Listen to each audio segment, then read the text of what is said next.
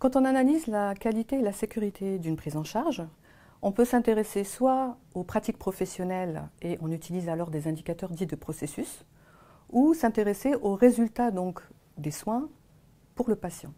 La HAS développe des indicateurs qui mesurent notamment des complications, des indicateurs de résultats, à partir des bases de données médico-administratives, en l'occurrence des données hospitalières du PMSI, et ce depuis plusieurs années.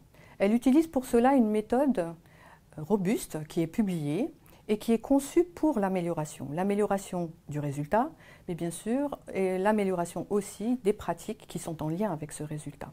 L'objectif qui est partagé par tous de la mise en place de ce type d'indicateur, c'est de contribuer pour les professionnels de santé, les patients et les régulateurs à améliorer le service rendu aux patients, notamment en termes de résultats cliniques.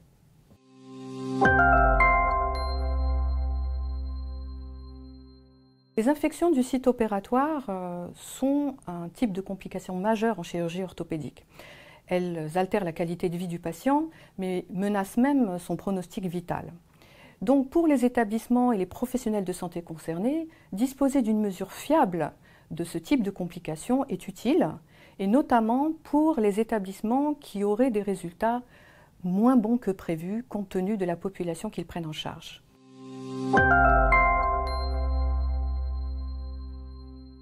L'indicateur ISO-Ortho a d'abord été validé à partir donc de publications existantes et en lien avec le Centre d'appui et de prévention des infections associées aux SIAN, donc le CEPIAS d'Île-de-France. Cette première version a été restituée aux établissements en 2018 et lors de la phase d'appropriation par les professionnels de santé dans ces établissements, il y a eu un retour à la HAS concernant donc des faux positifs constatés. Ça fait l'objet d'une consolidation en profondeur de cette version de l'indicateur et a été donc mis en validation par retour au dossier par la HAS en 2019, une version consolidée.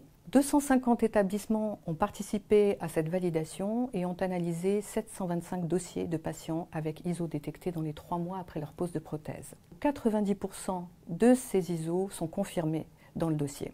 Cet indicateur est donc extrêmement fiable pour détecter ces complications et il est donc validé pour l'amélioration de la qualité des soins, mais également pour toute autre utilisation externe. «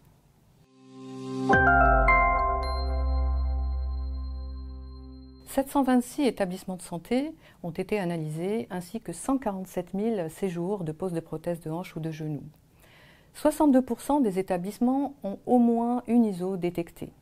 Et 25% d'entre eux ont un taux d'ISO supérieur au taux national qui est de 0,94%. L'indicateur permet notamment d'identifier 13 établissements, contre 18 l'année précédente, qui ont un nombre d'ISO significativement supérieur à l'attendu compte tenu de la population qu'ils prennent en charge. Ils ont également un taux d'ISO qui est 3 fois supérieur au taux national.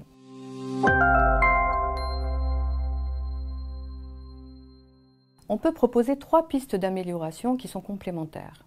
Tout d'abord, tout ISO détecté doit faire l'objet d'une analyse des causes par retour au dossier.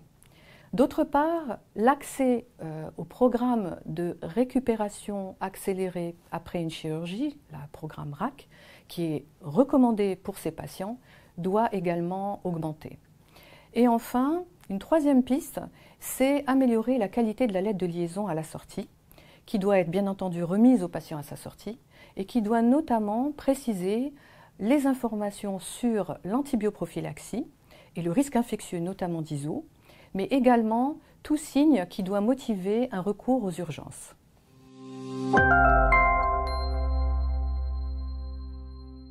En plus du résultat de l'indicateur ISO-Ortho, les professionnels de santé ont bénéficié donc de résultats détaillés sur la hanche et sur le genou. On a donc pu constater qu'il y avait des différences entre ces 2 prises en charge et du coup la HAS s'est autosaisie pour développer un indicateur sur la hanche et un indicateur sur le genou. Donc à partir de l'année prochaine, les professionnels de santé bénéficieront donc de résultats plus adaptés à la réalité de leur pratique.